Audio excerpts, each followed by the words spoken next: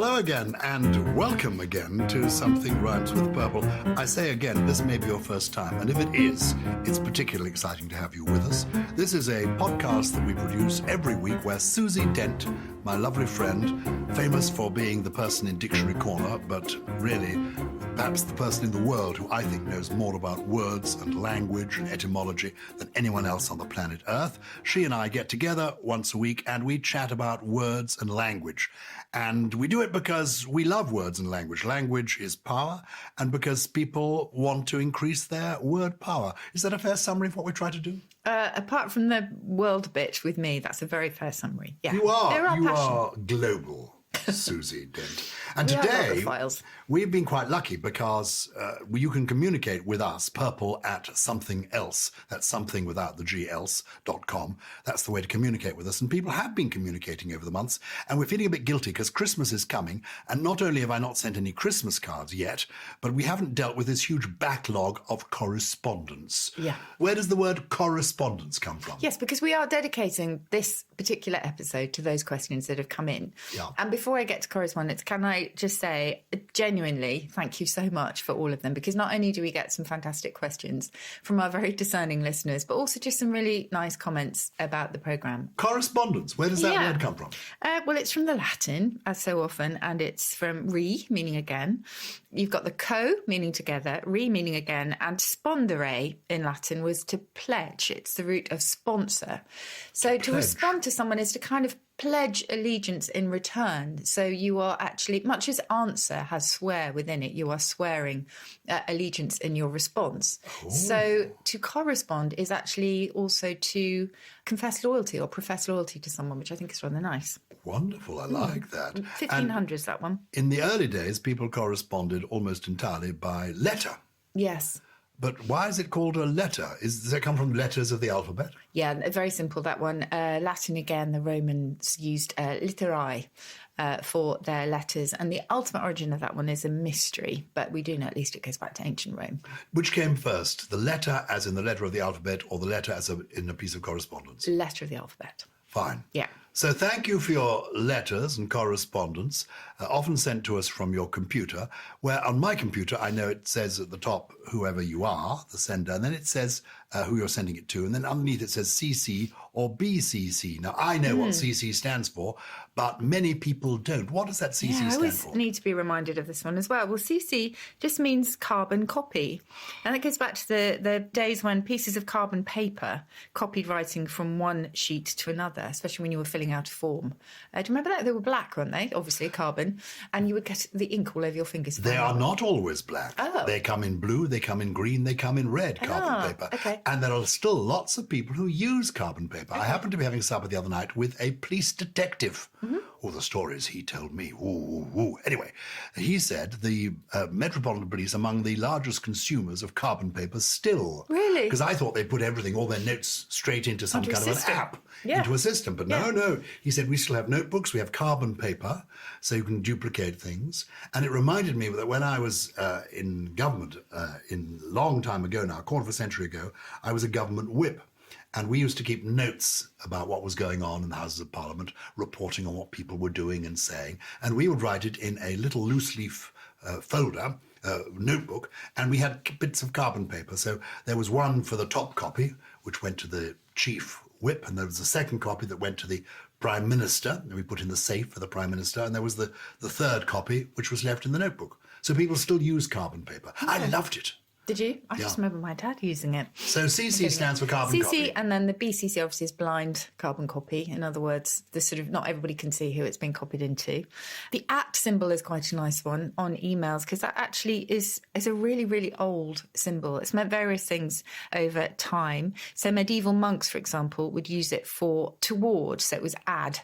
For them, and it might have just been an embellished way of saying add towards something. The A with the little circle around it. Yes, the @ symbol. We need a better symbol goes for back it. to medieval times. Yes. Old monks were doing this. Old monks were doing this. We do need another name for it because the Italians call it a snail, apparently. I don't know what the actual Italian word is. And the Dutch call it a monkey tail. And we just call it the at symbol. But then in 1971, just to kind of complete the picture, there was a computer scientist called Ray Tomlinson. And he really needed to find a symbol for connecting people who program computers with each other. And it genuinely came down to the random act of looking at his keyboard and thinking, okay, that one's used quite often, I won't use that. How about the at one? Because he needed something that was really infrequently used, so it wouldn't be mistaken with others. And he slightly randomly, as I say, just landed upon that one. And the rest is history. Before we dig into all the emails we have received, I'm going to share with you what I think is the briefest correspondence that has ever been in the history of correspondence. Okay. This takes place in 1862. Does that give you a clue? It's a correspondence in French, though it's actually international. It's between Victor Hugo, the great French novelist who wrote famously Les Miserables. Les Miserables, better known as the Glums. Les Miserables, he wrote it in 1862. And this is a correspondence between Victor Hugo and his publisher. The author, Victor Hugo, was on holiday and anxious to know how his new novel, Les Miserables, was selling, wrote to the publisher a letter which simply contained a huge question mark. That was the length of the correspondence. It was sent to the publisher, and the publisher replied. What did the publisher reply? Exclamation mark. A huge exclamation mark. Excellent. Boom, I love that. Okay. Very much like that. Kick off with the email, Susie. Okay. Well, I'm going to start with some just lovely additions, really, to some of the stories that we've covered already. This one is from Wayne Lee, who said he was listening to our story of where the phrase by hook or by crook originated. Here in Waterford, Ireland, it's told it comes from the English invading Ireland and trying to take the city of Waterford, which they were having difficulty with. On either side of the Waterford estuary, you have Hook Head and Crook Village. So it's said by the English they would take Waterford by hook or by crook. And I love this story. Is there any truth in it at all? Oh, there's so many stories associated with this expression. No. There's another one, and then I'll tell you the true origin again. But the other one associates the phrase with two gentlemen called Hook and Crook. And apparently the difficulties of establishing the exact locations of plots of land after the Great Fire of London. So that was, 1666. And the surveyors appointed to determine the right of the various claimants were Mr. Hook and Mr. Crook, who basically really got going with alacrity, and they permitted the rebuilding of the city to proceed without any delay. And so the saying is said to be, well, we'll get somebody out of difficulty quickly. No truth in that either, because sadly, if you look at the dates, and it's the same for the lovely Irish origin, they just don't work, because by hook or by crook, it was recorded as early as the 14th century. Which is long before the Civil War and the Great Fire of London. So we do think it goes back to peasants' rights to gather firewood either by a hooked staff, if you like, or a crook. So if anything was on low-hanging branches, they were permitted by the monarch to collect that wood for fire. By hook, which you can cut with, and by crook, which is what shepherds use and bishops hold. Yes, that's true. I think, to be honest, they like the rhyme of it rather than the meaning. But the idea was there. Well, thank you, Wayne, for getting in touch. Wayne. Turns out you're totally wrong, but it was nice. No, it's great because I love that story. Yeah, of course, we love it. There's another fantastic one here from Matt Eyre. So bear with me on this one because it's quite involved, but it's brilliant. He says he's a British Arctic whaling historian. What a job title.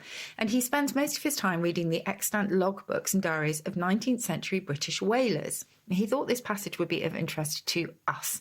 This is relating to the expression under the thumb.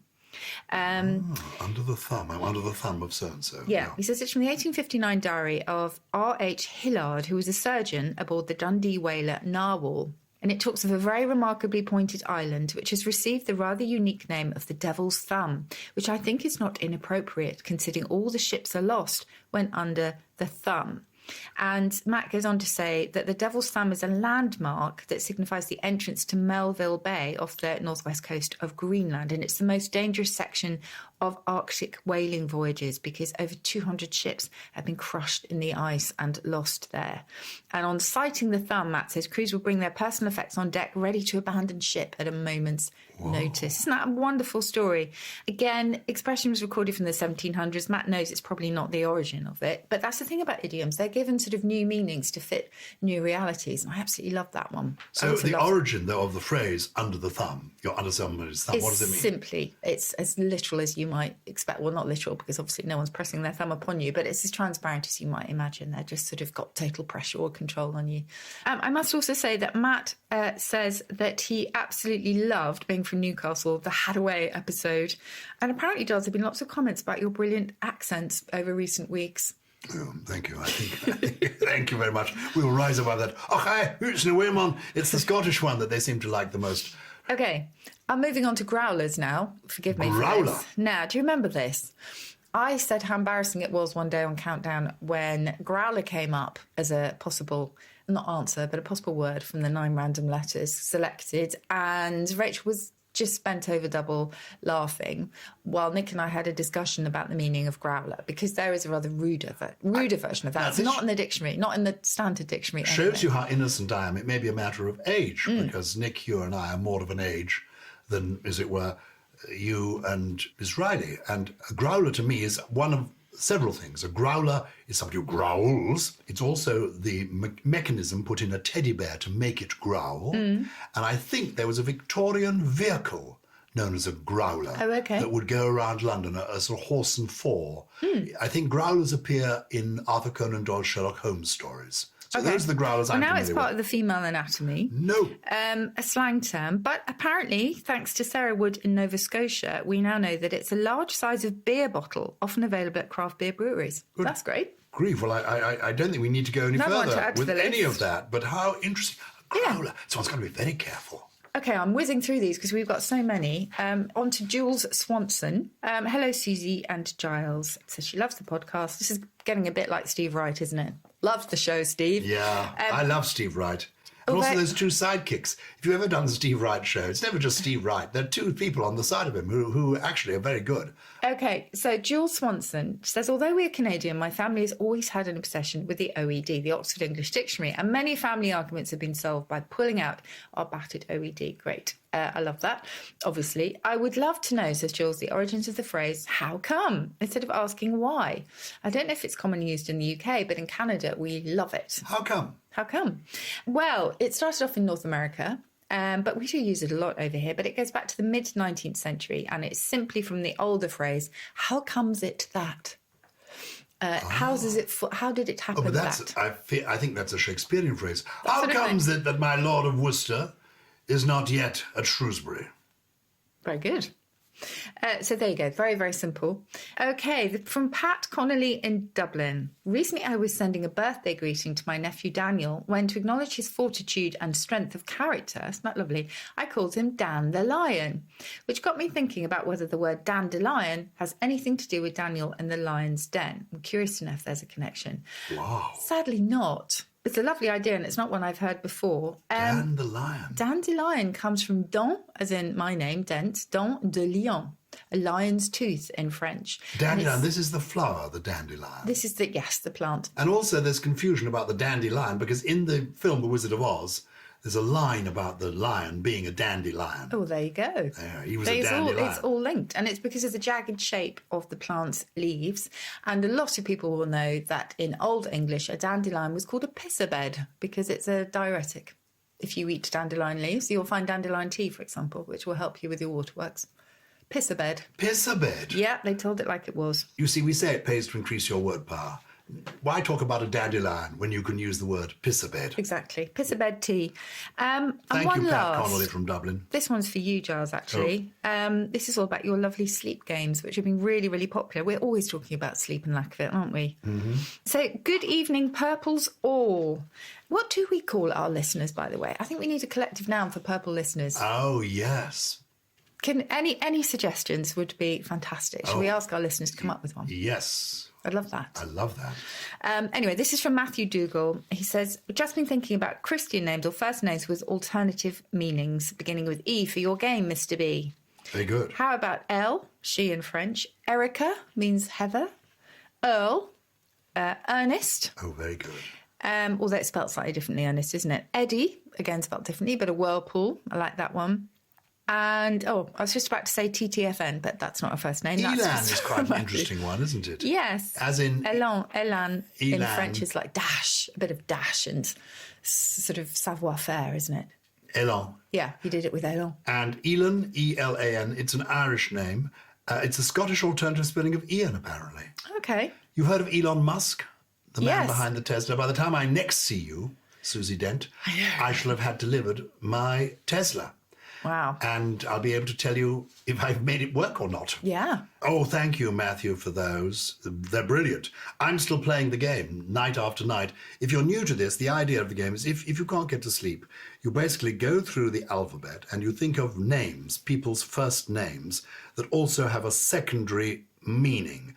For example, we've got to F now, Faith. It's both a girl's name and also it means faith, having faith, having confidence, having a belief.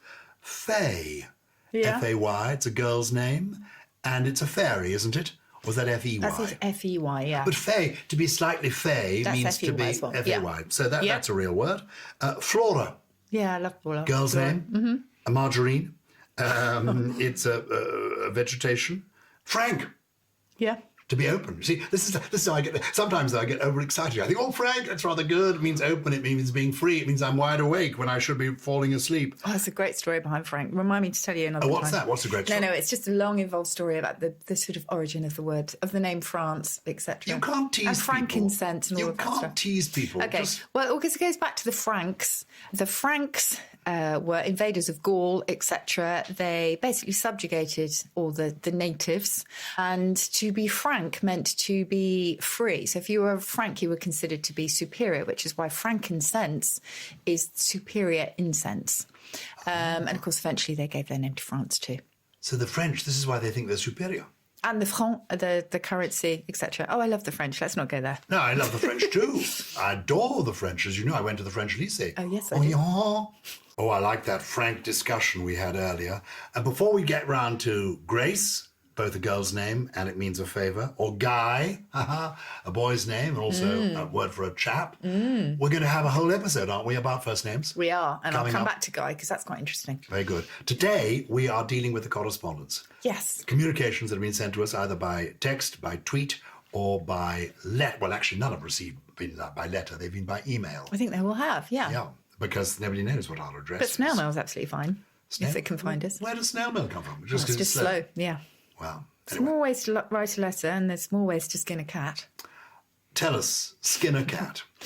Okay, Mary McClure, actually, this one comes from. She's a secondary school teacher and she used the expression, there's more than one way to skin a cat. And I thought, where does that come from? Well, luckily, I think it has nothing to do with the actual skinning of a real animal, because if you look back, there are lots and lots of variants. I mean, they're all fairly grim. There are many more ways to kill a cat than choking it with butter. There are many more ways to kill a dog than hanging. But the answer to Mary is it's just one of many, many variants. And it's a pretty horrible one. But for some reason, English speakers delighted in that kind of black humour. Mary McClure adds, Susie, can you suggest a less ghastly alternative to the same phrase? Gosh. More way than one to skin a cat. Top of my head, more than one way to toss a pancake. Oh, what is there? I don't know there is. Well, yeah, in I my don't house know. there is. Or dice a mushroom. There you go. There we are. There's more than one way to... Oh, gosh, leave that one with us, Mary. It's a really good question. Yeah, exactly. We're not instantaneous phrase makers, are we? That should be more than one way to skin a cat. Yeah. More than... Any listener suggestions, welcome again. Exactly. Okay. A nip of strong liquor. That's from Simon Stretton, isn't it? And he is suggesting it could be a contraction of Nepenthe. Yes. I don't think he's right, because I think Nepenthe is spelled N-E-P-E-N-T-H-E, and that's something to do with sleep. Is it a drug that induces sleep? That's absolutely right. I think it was one of my once upon a time, trios. Yeah, it's mentioned in Homer's Odyssey, and it's a drug that liberates the mind from grief or from trouble, really, which is lovely. It can be, today we use it as sort of, alcohol or perhaps a sort of nice encounter, something that actually is cathartic and restorative. restorative. But a nip? I think it's literally from the idea of something strong, like a strong tot of whiskey or brandy will sort of nip the back of your throat. It's a tiny tot. Oh, it's a tiny, and like a physical nip. It will hurt you. It'll sort of give you a little... Almost, yes. Although, one other alternative theory is that it comes from the Low German word nipperkin. I had to look this up, and it was used as early as 1796. I love that word, nipperkin. A little nipper. So, well, we're not totally there with nip, are we? No. Can you do a little bit better with ab? Aaron is asking, how on earth does ab, the letters A-B, mean such opposite things? I'm thinking aboriginal versus abnormal, from the original. But one means rooted in, and the other means removed from. English, why you no make sense, says Aaron. What's the answer to all that? Well, I beg to disagree with Aaron. Lovely letter, and it's definitely a subject that's worth going into because I think it's fascinating. It involves prefixes. What more can you want? But ab does mean away from, and it fits with both of these. So Aboriginal, the indigenous people of Australia, etc., means from the beginning. So from... He mentions origin in his email. So it's right from the beginning, from the creation of that world. So they were native indigenous people who were there first. And abnormal means away from being the key thing, normal. So you deviate from the norm. And that ab prefix you will find in lots and lots of different things. Absent or absent, being away from a place. Abduct, to lead away. Absurd? Absurd means... off key, so surd meant sort of deaf. Oh, as in the French so word sourd, S-O-U-R-D. Exactly, it's all to do with sound. So if you're absurd, you move away from the sort of the right sound, if you like. Aberrant, wander away. Absorb, to suck away. I would say aberrant. No, would I? Aberrant. Aberrant. Aberrant.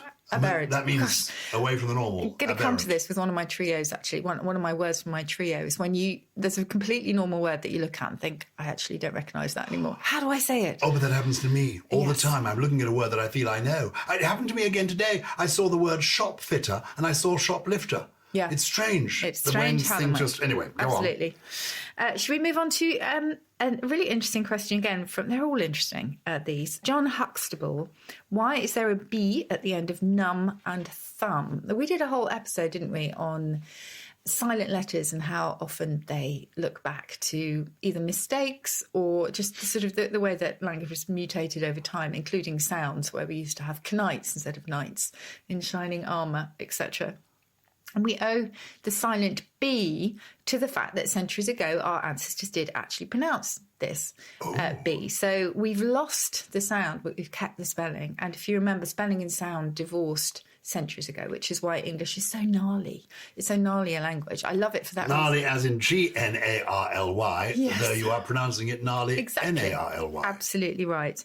So the B sound was lost by about 1300, presumably because English speakers couldn't really be bothered to say it, and because the more modern words in those days weren't actually pronouncing those, like thumb, which is a bit of an anomaly. So thumb, it would have been, I hit my thumb with the hammer, and now my thumb feels numb. No, thumb is a bit of a rogue case because the B there has got no origins in history. It's probably influenced by thimble. Thumb ultimately goes back to a really old word meaning to swell because it's the swollen finger. That's how it was seen, tumere, which gave us tumescent. It did. Oh my gosh. Etc. We're getting back to the growler. Yay! Very good. Let's move on now. Let's join the pudding club.